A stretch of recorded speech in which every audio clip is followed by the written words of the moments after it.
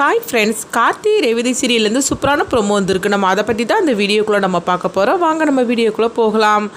சாமுண்டி சூரியை பார்த்தோம்னா அவங்க சிவனாண்டியும் முத்துவேலும் சேர்ந்து அவங்க தூக்கிட்டு போயிருந்தாங்க. அப்போ ரேவதி இந்த விஷயத்துக்காக கார்த்திகிட்ட நம்ம ஹெல்ப் கேட்கலாம் அப்படின்னு சொல்லிட்டு கார்த்திக்கு ஃபோன் பண்ணி இந்த விஷயத்த சொல்கிறாங்க. எங்கள் அம்மா இப்படி யாரோ தூக்கிட்டு போயிட்டாங்க, அவங்க எங்கே இருக்காங்கன்னு தெரியல, கொஞ்ச நேரத்தில்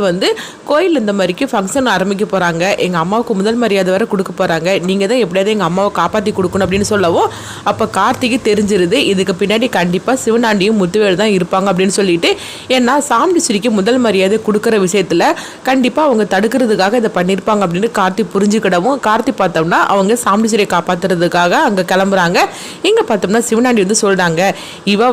என் குடும்பத்தை பிரிச்சுட்டு, அதாவது என்னையும் என் மனைவியும் பிரிச்சுட்டு இவ மட்டும் குடும்பத்தோட சந்தோஷமாக இருக்கிறது மட்டும் இல்லாமல் இவளுக்கு இதில் முதல் மரியாதை வரை கொடுக்க போகிறாங்களா, இன்னும் கொஞ்ச நேரத்தில் இவளை நெருப்பு வச்சு தீத்துற வேண்டியதான், இவ கதையை முடிச்சிட வேண்டியதான், அவள் சாம்பல் கூட யாருக்கும் கிடைக்கக்கூடாது அப்படின்னு சொல்லிட்டு சிவனாண்டியும் அவங்க முத்துவேலும் பிளானை போடுறாங்க. அதுபடி பார்த்தோம்னா அவங்க சாமுண்டி சூரி தூக்கத்தில் இருக்கவும் இதை தனக்கு சாதகமாக பயன்படுத்தி அவங்க சிவனாண்டி பார்த்தோம்னா அவங்க மேலே ஒரு லிக்விட ஊத்துறாங்க. ஊத்துனதுமே சிவனாண்டி சிரிக்க ஆரம்பிச்சிருந்தாங்க. சாமுண்டி சூரி அவ்வளோதான், உன்னுடைய அத்தியாயம் முடிய போகுது அப்படின்னு சொல்லிட்டு அவங்க சிரிக்கவும்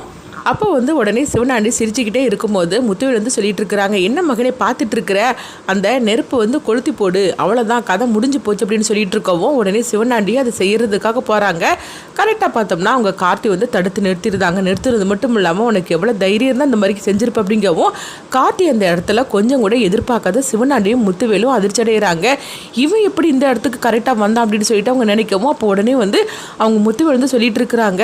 மகனே இவன் எப்படி இந்த இடத்துக்கு வந்தான்னு தெரியலையே, இவன் இந்த குடும்பத்தை விட்டு போனதுக்கு அப்புறமாவும் கூட இவன் இவங்களை காப்பாத்துறதுல கண்ணும் கருத்துமா தான் இருந்துட்டு இருக்கிறான், இவன் இந்த குடும்பத்தில் இல்லைன்னு சொல்லிக்கிட்டு நம்ம எவ்வளோ சந்தோஷப்பட்டுட்டு இருந்தோம், ஆனாலும் பாரு சாமுண்டி சூரியை தூக்குனதுமே இவன் கரெக்டாக வந்துட்டானே, இவனுக்கு எப்படி இந்த இடம் தெரிஞ்சிச்சுன்னு சொல்லிட்டு அவங்க அப்படியே பதறி போய் இருக்கவோ அப்போ கார்த்தி சொல்கிறாங்க, உனக்கு எவ்வளோ தைரியம் இருந்தால் இந்த மாதிரி செஞ்சிருப்ப அப்படிங்கும்போது உனக்கு இந்த குடும்பத்துக்கு தான் இப்போ சம்மந்தமே கிடையாது, ஒன்றை தான் ரேவதி மறந்து போயிட்டாளா, அதுக்கப்புறம் உனக்கு இந்த குடும்பத்து மேலே என்ன அக்கறை வெடி கிடக்கு, அது மட்டும் இல்லாமல் இந்த சாமுண்டி சூரி அவளுக்கு நான் மட்டும் எதிரியா கிடையாது, உன்னை கூட அவள் எதிரியா தான் நினச்சிக்கிட்டு இருக்கிறா, அப்படி இருக்கும்போது இவ கதை முடிஞ்சிச்சுன்னா உனக்கும் நல்லது தானே அப்படிங்கும்போது உடனே காத்து சொல்லிட்டு இருக்கிறாங்க, உனக்கு எவ்வளோ தைரியம் இருந்தால் இந்த மாதிரிக்கு பேசிட்டு இருப்பாங்க பாரு, எங்கள் அத்தைக்கு உண்மை தெரியாதனால தான் அவங்க என்னை வெறுப்பு காட்டுதாங்க,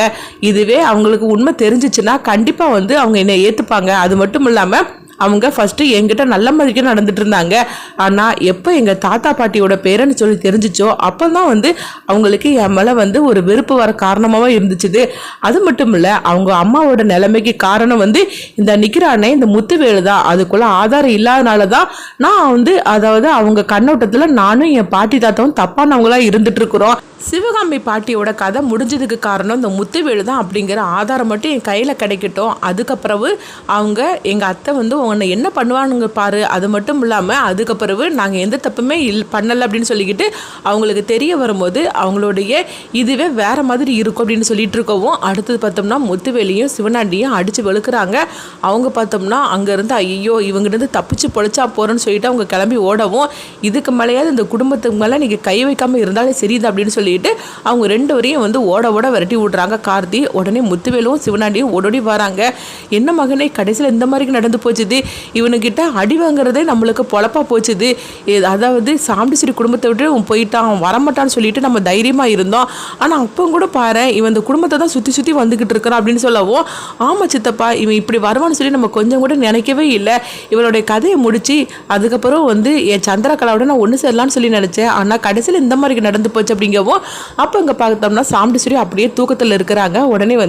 அவங்க கார்த்தி தண்ணியெல்லாம் அவங்க மேலே ஊற்றுனது மட்டும் இல்லாமல் அவங்க முகத்திலே தெளித்து அவங்க எழுப்புறாங்க. அத்தை எந்திரிங்க அப்படின்னு சொல்லி அவங்க கூப்பிட்டு இருக்கவும் இப்போ சாமுண்டி சூரி அப்படியே கண்முழிக்கிறாங்க. கண்முழிச்சு பார்க்கவும் கார்த்தி தன்னை காப்பாற்றினதை அவங்க புரிஞ்சுக்கிட்டுதாங்க. உடனே அவங்க சாமுண்டி சூரி எந்திக்கவும் இதெல்லாம் உன்னுடைய வேலை தானே அப்படின்னு சொல்லி கார்த்திகிட்ட கேட்கும்போது அத்தை இது என்னுடைய வேலைலாம் கிடையாது, நான் எதுக்காக இந்த மாதிரி பண்ண போகிறேன் அப்படிங்கவும் எப்படியாவது இந்த குடும்பத்துக்குள்ளே வரதுக்காக தான் நீ எந்த இலைக்குனாலும் போவி அப்படிங்கும்போது அத்தை நான் சொல்றது கேளுங்க, இதுக்கெல்லாம் காரணம் இந்த சிவனாண்டியும் முத்துவேலு தான் அப்படிங்கவும் அவனுக்கு உனக்கு பெரிய வித்தியாசம்லாம் கிடையாது, ஏன் இது நீயே கூட பண்ணியிருக்கலாம், என்கிட்ட நல்ல பேர் வாங்குறதுக்காக இந்த மாதிரிலாம் செஞ்சிருக்கிறியா போ அப்படின்னு சொல்லிக்கிட்டு சாமுண்டி சூரி கார்த்தியே தப்பாவே புரிஞ்சுக்கிட்டு அவங்க கிளம்பி போறாங்க. அடுத்து பார்த்தோம்னா கார்த்தி நினைக்கிறாங்க, அத்தை கண்டிப்பாக உங்களுக்கு ஒரு நாள் உண்மை தெரிய வரும்போது நீங்கள் என்னையும் என் குடும்பத்தையும் நீங்கள் புரிஞ்சுப்பீங்க, அந்த நாள் கூடிய சீக்கிரமே தான் இருக்குது அப்படின்னு சொல்லிக்கிட்டு கார்த்தி நினைக்கவும், அடுத்து பார்த்தோம்னா கார்த்தி மயில் வாகனத்துக்கு ஃபோன் பண்ணுறாங்க.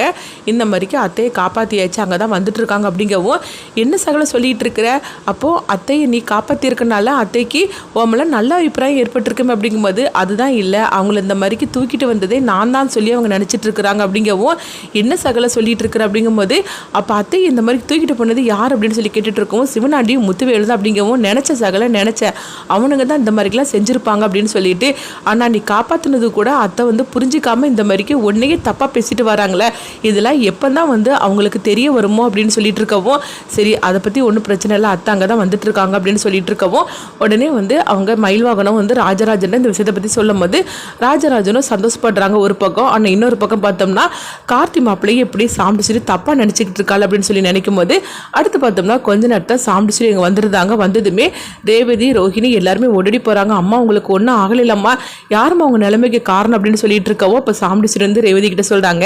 எனக்கு தான் ஏராளமான எதிரிகள் இருக்காங்களே, அதில் ஒருத்தன் தான் இந்த மாதிரி பண்ணியிருக்கிறான் அப்படின்னு சொல்லி முடிச்சிருந்தாங்க. சரி வாங்க டைம் ஆகி போச்சுது அப்படின்னு சொல்லிக்கிட்டு சாம்பிட்டு அங்கே போகவும், அடுத்தது பார்த்தோம்னா அவங்களுக்கு முதல் மரியாதை கொடுக்குறாங்க. அப்போ உடனே அவங்க ரேவதி கார்த்திக்கு ஃபோன் பண்ணுறாங்க, கார்த்தி நீங்கள் தான் அம்மாவை காப்பாற்றினீங்களா அப்படின்னு சொல்லி கேட்கும்போது உடனே கார்த்தியும் ஆமா அப்படிங்கிறாங்க. எனக்கு ரொம்ப சந்தோஷமா இருக்குது, நான் சொன்னதுமே அம்மாவை காப்பாற்றி கூட்டிட்டு வந்துட்டீங்க அப்படின்னு சொல்லிட்டு சந்தோஷப்படவும், நீங்களும் இங்கே வருவீங்கன்னு சொல்லி நினைச்சேன், நான் உங்களை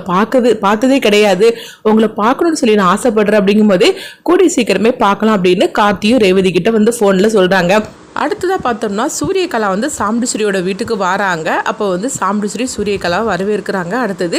அவங்க எல்லாருக்கிட்டையும் பேசினதுக்கப்புறமா சூரியகலா வா நான் அவங்ககிட்ட கொஞ்சம் தனியாக பேசணும் அப்படின்னு சொல்லிட்டு சூரியகலாவை தனியாக அழைச்சிட்டு போகிறாங்க. பாத்தியா இறைவதியோட நிலைமையை பாத்தியா, அவளுக்கு கடைசியில் பழசெல்லாம் மறந்து போச்சுது, அது கூட நல்லதுக்கு தான், அதை பயன்படுத்தி தான் இப்போ நம்ம அவளுக்கு கல்யாணம் பண்ணி வைக்கணும் அப்படின்னு சொல்லும் போது, நீங்கள் என்ன சொல்கிறீங்க எனக்கு கொஞ்சம் தெளிவாக விளக்கமாக சொல்லுங்கள் அப்படிங்கவும், அப்போ ரேவதிக்கு கல்யாணம் நடந்த விஷயத்துல இருந்து இப்போ அவங்க மறந்து போன விஷயம் வரைக்கும் எல்லாத்தையும் சாம்பிடுஸ்ரீ சூரியகலா கிட்ட சொல்கிறாங்க. இதை கிட்டதுமே சூரியகலா சொல்கிறாங்க, அத்தை நீங்கள் ஒன்றும் கவலைப்படாதீங்க, இப்போ உங்கள் நிலைமை எனக்கு புரியுது, நீங்கள் நினச்ச மாதிரிக்கே எங்கள் அண்ணனுக்கும் ரேவதிக்கு நம்ம கல்யாணம் பண்ணி வச்சிடலாம் அப்படின்னு சொல்லவும், உடனே சாம்பிடுஸ்ரீ சொல்கிறாங்க,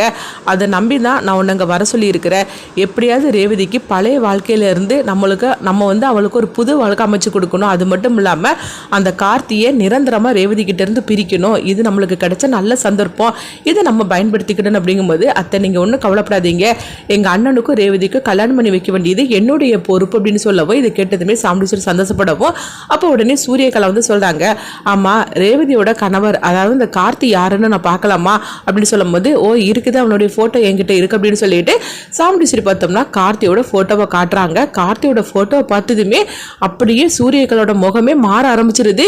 இவன் தானா அப்படின்னு சொல்லி கேட்டுட்டு இருக்கவும், உனக்கு யாருக்குனவே